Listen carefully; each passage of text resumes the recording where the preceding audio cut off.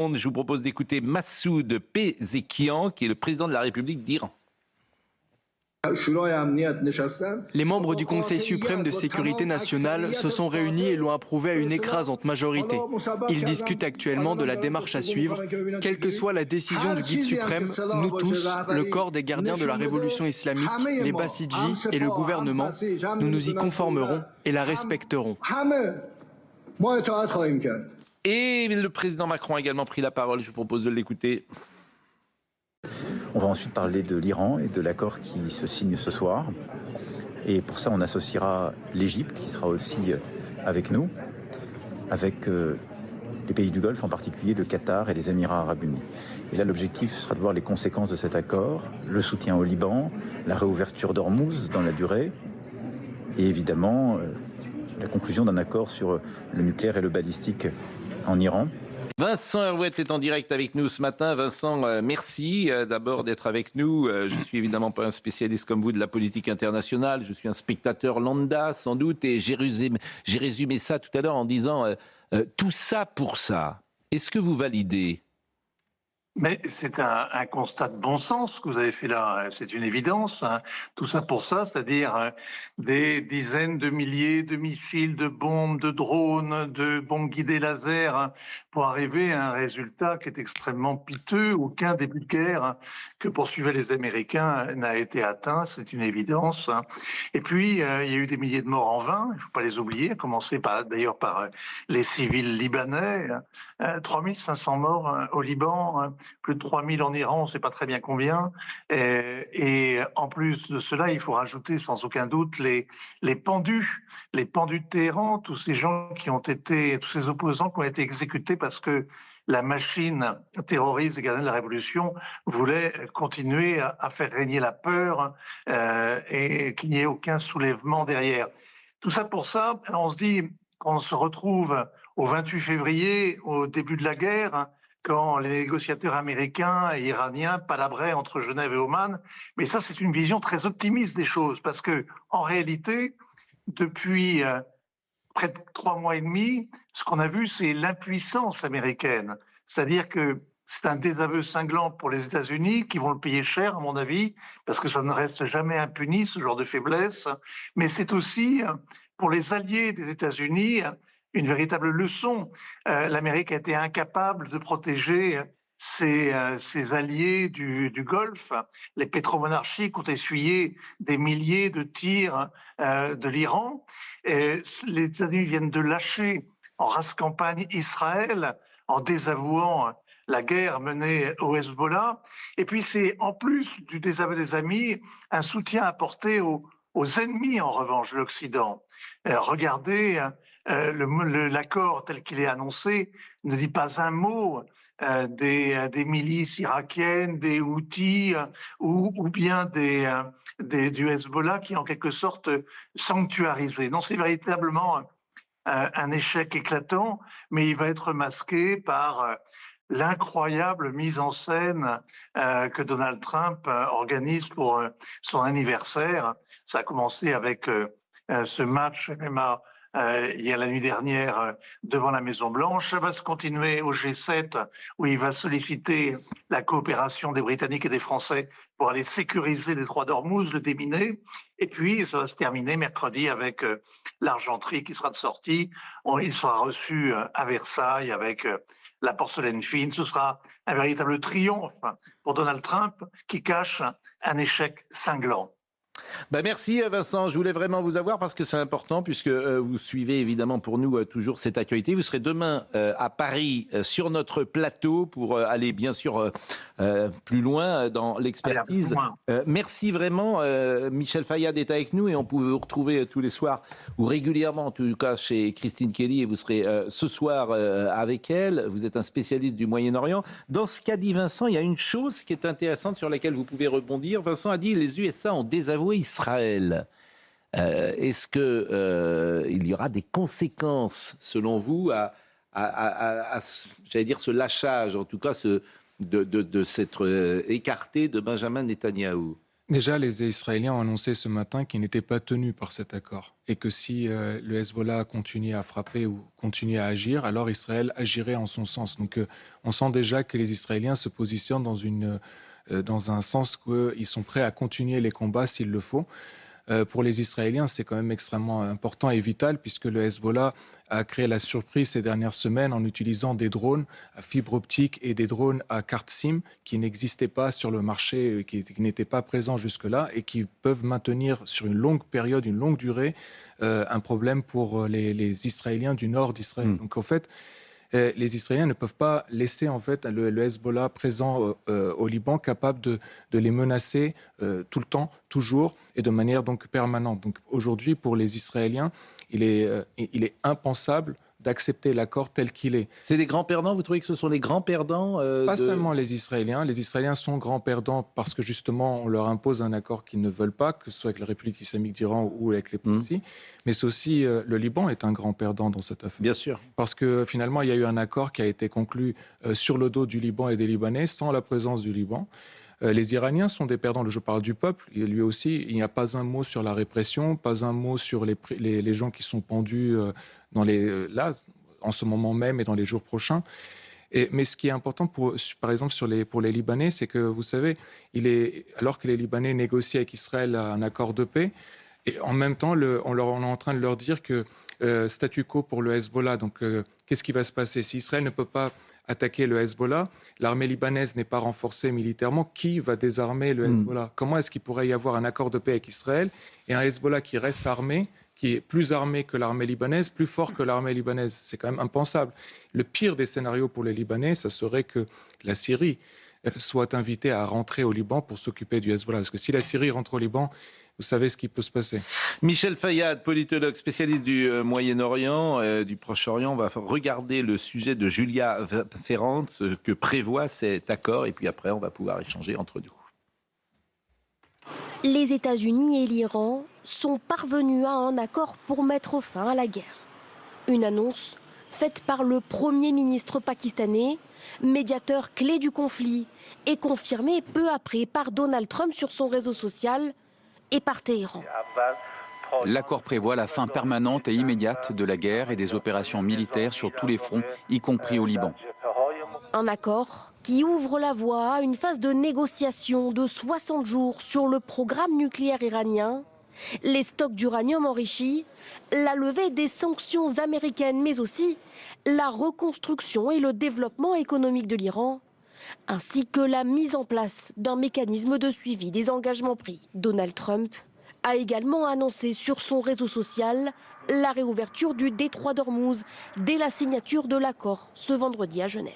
J'autorise par la présence l'ouverture sans péage du détroit d'Ormuz et simultanément la levée immédiate du blocus naval des États-Unis. Navires du monde entier, mettez vos moteurs en marche, que le pétrole coule à flot. Le document sur lequel se sont entendus Washington et Téhéran n'a pas encore été rendu public. Le vice-président américain, J.D. Vance, a fait savoir qu'il assistera à la signature de cet accord ce vendredi à Genève et que la participation de Donald Trump était possible.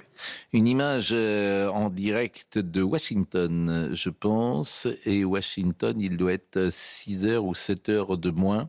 Et Air Force One va donc décoller pour aller jusqu'à Évian, sans doute. Il va se poser à Évian. Est-ce qu'il y a un aéroport? Genève. À Genève, oui, parce que je ne pense pas qu'il y ait d'aéroport, effectivement, à Évian. Et le président, et je ne sais pas, d'ailleurs, c'est Marine Lançon qui me propose cette image, je ne sais pas si le président américain est monté dans son avion et si on va le voir monter dans son avion. A priori, me dit Marine, voilà, il est monté puisqu'effectivement, comme le dit Marine très justement, ils ont enlevé la passerelle. Donc, voilà. Ceci explique... Il a quitté directement le jardin de la Maison-Blanche où il a assisté au combat des MMA cette nuit pour prendre l'avion et aller en Europe. Je vous assure, c'est bon. Et Trump a quelques avantages. Celui d'avoir été élu face à Madame Harris. Exactement. Je pense que c'est quand même un avantage. Il a d'autres avantages parce qu'il a souvent défendu les Juifs américains dans son pays. Il a contré le wokisme, il a encouragé les marchés, il a encouragé l'initiative privée, de ça. Mais force est de reconnaître que cette séquence n'est pas son avantage. Voilà. Vous n'avez pas aimé les motocross qui volaient dans le ciel de la Maison-Blanche? Non, je parle de la séquence iranienne. Oui. Je pense de la séquence iranienne. Oui, je parle le MMA, je m'en fiche. Mais moi, regardez, en ce moment, il y a une tournée de sumo japonais. Oui. Ben, vous voyez, c'est l'opposition entre un art codifié, de combat codifié, avec, ça vous en fichez des enjeux civilisationnels, contre la sauvagerie du MMA. Écoutez, c'est deux visions de la vie, deux visions du sport, deux visions de l'humanité. Je trouve que ce n'est pas non plus à son avantage. Je trouve que le MMA est une forme de régression quand le sumo est une forme de sublimation. Il y a que le sumo, des gens qui font 200 kilos et qui se battent pour sortir d'un cercle... C'est comme ça que vous définissez le sumo. Mais non, mais je ne sais pas. Vous trouvez que c'est bien de faire que ces gens, de les mettre dans l'état physique dans lequel ils sont? Je vous pose la question. Je trouve que c'est une très belle tradition. Oui, c'est une qui est centenaire, qui est séculaire, qui est extrêmement codifiée. Il n'y a jamais de contestation. Il n'y a pas de développement. Il n'y a pas de hooligan au sumo. Il n'y a pas de sauvagerie. Mais vous pouvez avoir une pensée pour ces hommes-là qui se mettent quand même dans un état de, me semble-t-il... J'aime bien quand vous faites du wokisme. C'est tellement rare, ça nous détend. Non, mais ils se mettent dans un état pour eux, je ne sais pas comment ils vont... Enfin, bref. Ce sont des dieux vivants. D'accord. Bon, alors je retire tout ce que j'ai dit. Il n'y a pas de souci. Bon, en revanche, je pensais à vous aussi, puisque vous êtes très proche du Liban, et Michel Fayad, à juste titre, disait les deux. C'est ça qui est terrible dans cette séquence. Les deux grands perdants, c'est Israël et le Liban. Et c'est l'Iran, non pas le peuple iranien, bien sûr, mais c'est l'Iran, le régime qui en sort vainqueur. Vous trouvez que c'est bien? Bien sûr. Non. Bien sûr. Oui. Non. Bien sûr, vous avez raison, je veux dire. N'oublions pas la capacité de nuisance de l'Iran, qui n'est pas seulement sur son territoire, mais qui est aussi en Europe. Il y a une capacité de nuisance extraordinaire dans le lobbying, etc., plus ou moins secret. Deuxièmement, en ce qui concerne le Liban, tant que c'est le Hezbollah qui gouverne le Liban, on peut résumer les choses comme ça, il n'y aura pas cette source de richesse extraordinaire qui est le gisement gazier qui est au large du Liban et qu'on ne peut pas exploiter vu l'instabilité. Vous savez qu'Israël exploite déjà au large d'Israël une source de gaz qui enrichit considérablement le pays. Le Liban, il y a eu des négociations pendant longtemps indirectes entre Israéliens et Libanais qui ont été très difficiles. Ils sont plus ou moins parvenus à un accord sur la limitation extraterritoriale. Mais là, on ne peut pas exploiter vu la situation politique. Et ça serait avantager le Hezbollah. Mon sentiment, Georges Fenech. Mon sentiment, c'est que c'est un accord de dupes. Et les dupes, c'est qui? C'est le camp occidental. C'est-à-dire les États-Unis, l'Europe et Israël.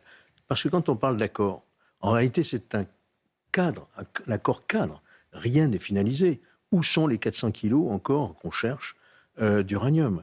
Est-ce que l'Iran va supprimer de sa charte la disparition de l'entité sioniste, comme il l'appelle?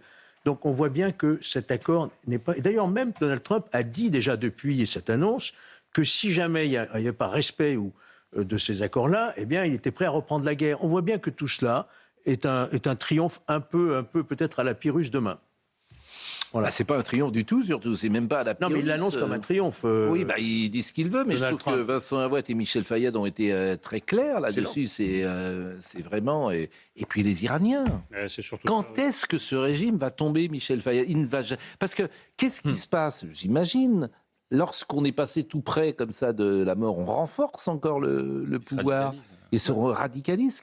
Ces pauvres Iraniens, la diaspora iranienne qui nous écoute en ce moment, qui est en France. En fait, ce qu'il faut dire, c'est qu'avant la guerre, l'Iran avait besoin de 300 à 400 milliards de dollars pour se développer.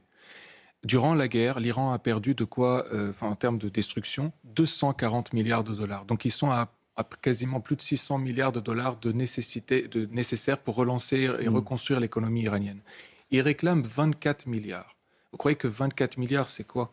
C'est pour reconstruire leur économie ou c'est pour réarmer les gardiens de la révolution, réarmer les soldats de l'armée iranienne, réarmer les proxys, donc le Hezbollah au Liban, les Hachd el-Sharbi en Irak, soutenir les Houthis au Yémen, soutenir le Hamas à Gaza et en Cisjordanie et payer les salaires des fonctionnaires. C'est pour ça qu'ils veulent les 24 milliards. Parce que ce qu'a réussi Donald Trump, on doit l'avouer, c'est qu'il a quand même affaibli militairement la République islamique d'Iran et il a affaibli économiquement. Parce qu'en bloquant les ports, il a bloqué l'exportation totale du pétrole iranien et il a créé des stocks de pétrole qui ont forcé les Iraniens à réduire leur production. Donc il y a eu un problème économique, il y a eu un problème militaire en Iran et au lieu de transformer tout ça en victoire politique, finalement, c'est l'Iran qui gagne politiquement. Et je rappelle votre livre Après la guerre, puisqu'il a toute son actualité. Après la guerre, Michel Fayad, la menace à nos portes, et c'est évidemment aux éditions Fayard. Gaël Atlan à Kerman, je ne sais pas si vous avez un commentaire sur cette... On ne peut que partager effectivement ce constat. On peut toujours se réjouir de la fin d'une guerre, mais on peut évidemment déplorer le sort des Iraniens qui va être encore resté aux mains de ce régime. Où sont les intellectuels de gauche pour protester contre ce régime? Où sont-ils? Et ces intellectuels de gauche, ils sont à Ivry peut-être, où on parlera tout à l'heure du conseil municipal. Et puis on va. Ils sont. Bien sûr, on va parler d'Ivry. C'est vraiment un sujet extrêmement important. Il y aura le G7, bien sûr. Alors, puisque vous m'avez réclamé des images du MMA, eh bien, les voici. D'ailleurs, c'est pas des images, c'est des images d'atmosphère, d'ambiance. Je le dis pour nos camarades d'Europe 1. Et voilà, c'était Donald Trump dans l'octogone. Ah ouais, ça s'appelle l'octogone. Bon, les sujets du bac philo sont tombés et je me demande, donc sans transition bien sûr, oui, contre quoi faut-il défendre la vérité? Voilà un bon sujet. Moi j'aurais pris ce sujet immédiatement. La vérité, ça m'intéresse. Contre quoi faut-il défendre la vérité? Contre le mensonge? Contre tout ce qui essaie de l'inverser, il devient une contre-vérité officielle. C'est-à-dire tout le discours de la France insoumise, du wokisme, etc. Voilà.